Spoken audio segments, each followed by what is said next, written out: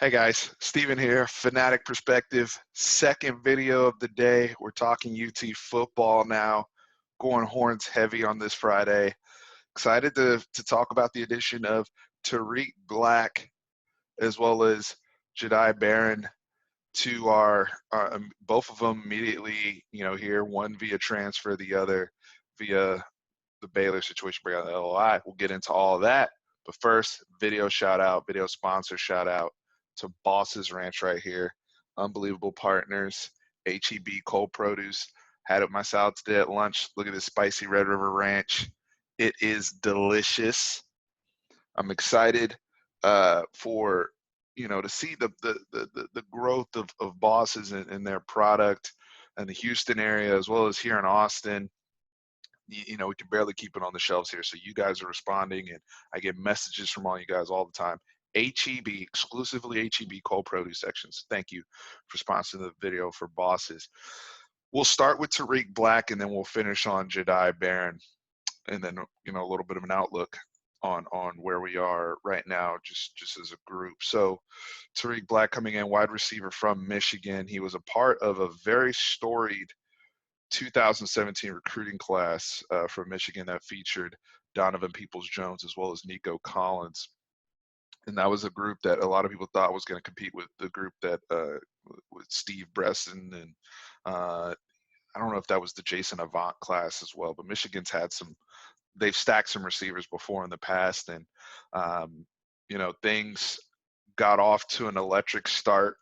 Many of us who have gone back and really started to dive into, okay, what exactly are we getting in Tariq Black, and what did he do at Michigan? First game right off the bat, Cowboy Stadium, Florida game, and he takes the top off the defense, gets a big touchdown. He's off to a great start, breaks his foot. Then the next year, foot issue again. So the injuries really got in the way. Seemed like he was really bouncing back and getting him on board. And this is somebody who I actually was just watching because I watch all of college football, and Tran will tell you how much.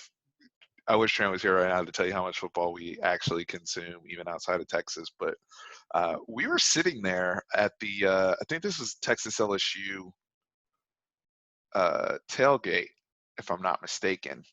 Yeah, it was the Texas LSU tailgate. We're sitting there watching Michigan Army overtime, and I kept telling Tran, I'm like, yo, when is Tariq Black gonna put it together? I understand Shea Patterson was struggling, and Jim Harbaugh just overall hasn't been what we thought he was gonna be, considering the success he already had in college at San Diego State and Stanford, and then the obvious NFL success he had at San Francisco 49ers, success his brother has had. You think he's a Michigan man. He's going to go to Michigan, and they're going to be awesome, and they've been okay. And it's really been more the defense that's carried the bag over there. To be honest, I mean, they haven't had, maybe he hasn't had that Andrew Luck or whoever, but even with Shea was a Elite 11 MVP and a top recruit, and transfers from Ole Miss, and he had Wilson Spate and Dylan McCaffrey and all these guys, and they have not been able to figure out. And that wide receiving class was directly affected by that, right? So Donovan Peoples-Jones, who was, a lot of people top 10 recruit, number 1, number 2 wide receiver in the country, goes into the NFL and gets drafted very late based upon where he came out. That's not good, right? Considering where the player was when he came into your program. Tariq Black was a top 100 recruit. Then now he's coming to us here at Texas. So as it relates to Jim Harbaugh, just finishing that point, they've got to figure it out over there. Right now I feel like his seat is warm. He has to figure out how to beat Ohio State. It's not much of a rivalry right now between the two of them. And then when you start to lose talent like that and guys aren't being developed, especially on the offensive side of the ball, which is your forte, but all your people are getting drafted on defense and you're still not winning, compete for the conference, making it to the playoffs. Somewhat of a similar boat that we're dealing with here at Texas, but in some different ways.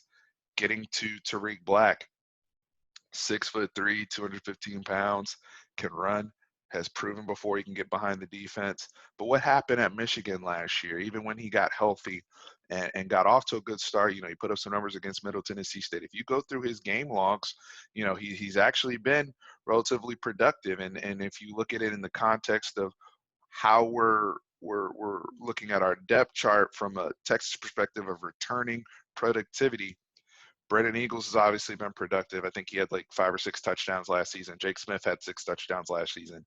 Those guys are pretty much entrenched, I would assume, right off the bat in whatever Mike Yurcich wants to do. There's another outside receiver spot, and we've talked about Joshua Moore, who I really, really am excited about, although I don't like the fact that he seems to have lost 10 pounds. But all the reports we got out of Joshua Moore, whether it was a slot, whether it was outside, very versatile. He was tearing it up at practice and at times looked like the best wide receiver on the team. We didn't get to see that, though. Obviously, the legal problems, but he's back. Now they're kind of engaged in a battle with Tariq Black, right? And somebody who did play last year and has had productivity, going back to his freshman season, as I mentioned before, but also has just been on the field and at least played in some big games and played against some really good opponents. And, depending on how you want to look at it, you could say he was a victim of a poor scheme with, shaky quarterback play. Hey, let's get him over here with a Mike Yurcich and a veteran senior quarterback and a Sam Ellinger, where he also gets the pressure taken off of him with some really good running backs, a quarterback that's mobile, a wide receiver in Brennan Eagles who's ready to break out on the other side, Jake Smith who wants to build on a decent freshman year. There's a lot that, of coverage opportunities, even in the Big 12, that Tariq Black can take advantage of. And that was the recruiting pitch to him. And I think that's a big part of why he came here, especially during COVID-19, where you really can't even get out and, take visits and move around and take inventory. So it's all this stuff is very, very intriguing. No spring ball, no spring practice, right? So how quickly can he get up to speed in this offense? But it's when you look at, let's say we were looking at it from a standpoint of Joshua Moore versus Tariq Black. I feel like you can make a case for both because Tariq Black to start to be the person to start out with. And then I'll tell you how I believe this will play out. The case for Tariq Black, like I said, the productivity, and he's been playing, and the experience, and he's a bigger player, and he can give you something in the run game also, hopefully as a run blocker, and this is his audition for the NFL essentially. Also, the success we've had with grad transfers and Tom Herman. Tom Herman should get credit for landing this grad transfer out of the portal during COVID-19. And also, Tom Herman gets credit for the success they've already had with grad transfers, going back to Calvin Anderson, Trey Watson, Parker Braun started every game for us last year. So we've been able to kind of go to that well and get some productivity with some of these grad transfers to come in and help us and make way. If I left anybody out from a grad transfer standpoint, please let me know in the comments. But Joshua Moore does have that advantage of he's been here in this program. He understands the offense isn't necessarily changing. I believe more so the interpretation and how we script plays and how packages and people will be utilized is going to be much different with Mike Yurcich on top of adding tempo and pace, right? So Joshua Moore is going to have a better familiarity. I think Joshua Moore, just from what I know about him as a player, there's also a lot less film on him, so that's a disadvantage for him because he hasn't played as much. But what I do know about him from a skill set perspective is he can play slot, he can play inside, outside. I believe he's a fantastic route runner, and I just see a lot of a great lateral quickness that I don't think a lot of our wide receivers on this roster can offer. We have bigger guys. Troy Ameri, Brennan Eagles is a bigger guy. Marcus Washington, 6'1", 6'2", and then Malcolm Epps is obviously moving over to the flex tight end position. Tariq Black also fits in that mold of the bigger wide receivers. Now he's shown that he can get behind the defense and he can run. I'm not saying Tariq Black can't run. The measurables are there. That's why he was a highly rated recruit. He had offers from Auburn and Alabama. back in 2017. But the thing that Joshua Moore gives you, and I've compared him before to D.D. Westbrook, he gives you that suddenness in and out of his breaks. And I don't know if there's anybody else that can replicate that on our roster, especially considering the way he was being utilized and the versatility that Joshua Moore has shown. I think it's going to be a very, very interesting competition. Now, in terms of how the rotation plays out, you know, we had a guy the last couple years in the rotation that people weren't super thrilled about, and a John Burt, right? You look at it from a career perspective, John Burt has some similarities with Tariq Black, not necessarily as a player or style of play, but in terms of, you know, John Burt actually had more touchdowns and more numbers than Tariq Black. Now, Tariq Black's played a few less games, but my point is, if he's out there for us and he's catching 3 balls for 24 yards, and then Brennan Eagles or Marcus Washington or Kenny Lewis or Joshua Moore's coming out there and they're getting touchdowns and they're generating big plays, that's going to frustrate people. So we have to be mindful of that, because we have seen that be an issue here before. Now, hopefully with Andre Coleman being here, that was more of a Drew Maringer problem, and there will be more of a meritocracy in terms of how the wide receiver snaps are distributed. So hopefully that's an issue of the past. Tariq Black can come in here and be a very good player. Optimistic Steve thinks that both guys will play. Both guys will rotate in and out of that position. Some weeks Tariq Black may play more based upon the matchup and run game situations. And then there may be some weeks where we may have to leverage Joshua Moore. We also, with Mike Yurcich actually being creative, why not have them both on the field at the same time? I don't think that's beyond the realm of possibility, because I think us as fans, we've been tortured so much by guys being pigeonholed that we're not used to seeing multiple guys being used correctly without people just my turn, your turn, right? More of a strategic element to it. So Tariq Black, welcome to Texas. Excited to have him on, and big pickup in terms of somebody with some experience on the outside to potentially partner with Brennan Eagles. Now, on the Jahdae Baron side, real big situation there, as he is a corner out of Pflugerville Connolly.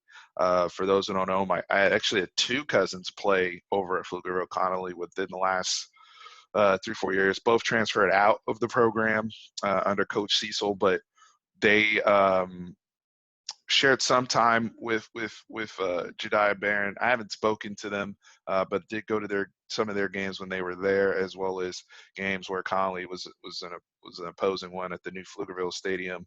And so Jahdae Baron was committed to Baylor, had signed his letter of intent, but with Matt Rule going to the Carolina Panthers, looks like he will be released out of it. There hasn't been an agreement, so he has committed now to Texas and will take his talents 12 exits down from Connolly to the 40 acres. And this guy reminds me a little bit of Quandre Diggs. I love his aggressiveness. He's a willing tackler. He's taller than Diggs, and they have him listed right now around 175 pounds. And he does some of the same stuff you see from a return game perspective, and also as a gunner and just being out there as a core special teamer. But from a defensive standpoint, 68 tackles from the cornerback spot in the season. It's very impressive. I like the way, he high points the football in the air. And the thing is, if with Matt Rule, and that was Matt Rule's highest rated recruit, according to 24/7. And by the way, I think he was the only corner rated behind Jahari Rogers from Arlington, who ended up signing with Florida and the state of Texas. So you're getting a guy who is actually ranked higher than Joshua Eaton and Ethan Pouncey, who were committed and decommitted from us. We didn't really backfill that outside of Keaton Crawford, who we already had. And then it's like, dude, we have this hole at corner that we didn't fill. And, yeah, we have some promising guys and Kenyatta Watson, but we don't have much depth there building, as the other guys are already going into being upperclassmen. Now at least you get a buffer there, especially since some of the recruiting analysts for the 2021 class. Say, hey, within the state of Texas, it's a little grim. Not too many guys that are even, near at that level or above the prospect that a Jedi Baron is. So, filling up one of those scholarships there, I believe we still have 2 or 3 spots left in terms of available scholarships. Maybe we go and still look at linebacker as well. I think that's still somewhere I'd like to see more depth, especially from guys transitioning over from other positions. And, maybe we look at a Daniel Young to move over there. But in terms of filling in with those bodies, we didn't get to, since we didn't have a spring. I don't really know what our depth is looking like with guys like Adeli also recovering from injury. But going back to Mr. Barron, anytime you hurt your enemy in a Baylor, which we've done before with Duvernay and some of the guys that came over from there, and them losing Matt Rule, Dave Aranda, I think will be successful there at Baylor, but obviously wasn't able to hang on to his prize man. So excited to have Mr. Barron on board. It provides us some depth, but I think with what we already have, looking at Anthony Cook, Deshaun Jameson, Jalen Green, Kenyatta Watson, we're very, very excited about all these guys. It can buy us some time and buy him some time to redshirt, develop, if he needs to contribute on special teams. But he's got some dog in him at his size, and I'm really, really excited for his development under Coach Jay Valai. That'll be a good ball of clay for him to mold and to prove his worth as a position coach here at Texas. So those are the updates for both those players. Tariq Black, Jedi Baron, welcome to Texas. Excited to have these guys on board. In terms of the overall outlook, like I said, if we're still hunting out there, I'd like to see linebacker addressed just for the sake of depth with the injury concerns we've had. But guys, I appreciate y'all. Just some channel updates as I made on the other Greg Brown video, since we did 2 for today. We do have some more equipment coming in to try to, spruce some things up just a little bit. The mic's back there. We'll have the mic back soon, as we're all adjusting here. So hopefully everyone is safe. The other updates are we did do a live chat over with Texas Horns on Facebook earlier this week, summing up the NFL draft. And also I spoke a lot more on the first round pick issue. I will address Tom Herman's comments with Will Kane in a video tomorrow that we'll post. But in terms of the live chat we did on Facebook with David Lee over at Texas Horns, I'm trying to see if I can get that interview so I can upload it here to the channel for those of you who missed the draft recap on Monday. So and then I want to get to a point where we're having at least one live chat a week. I think that would be reasonable, because we've had a lot going on here at Texas. So guys, excited to just be cranking these videos out. And let me know in the comments what you think of Mr. Black, how he'll fit in, what you think of Barron and the Baylor situation and him coming over. So guys, appreciate y'all. Horns always up.